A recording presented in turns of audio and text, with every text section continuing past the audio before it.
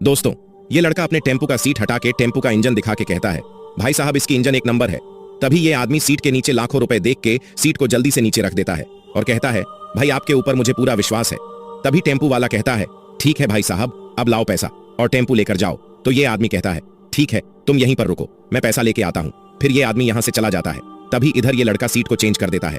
तभी ये आदमी पैसा लेके आ जाता है और कहता है, भाई मैंने पूरा पैसा लेके आया हूँ। तब ये टेम्पू वाला कहता है, भाई साहब इस टेम्पू के पूरे 5 लाख रुपए हुए।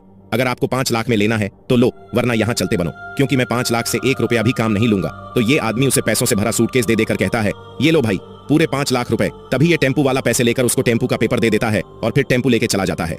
कुछ देर बाद ये लड़का आकर कहता है, भाई साहब इस टेम्पू से कहाँ जा रहे हो? तो ये कहता है, सवारी लाने जा रहा हूँ। तभी इस लड़के ने जो किया, उसके पहले माँ और पैसा में आप किसे ज्यादा प्यार करते हो? मेरी तरह अपनी माँ को प्यार करने वाले वीडियो को लाइक और सब्सक्राइब कर कमेंट में आई लव मॉम जरूर लिख देना। दरअसल ये टेम्पू इसी आदमी का था।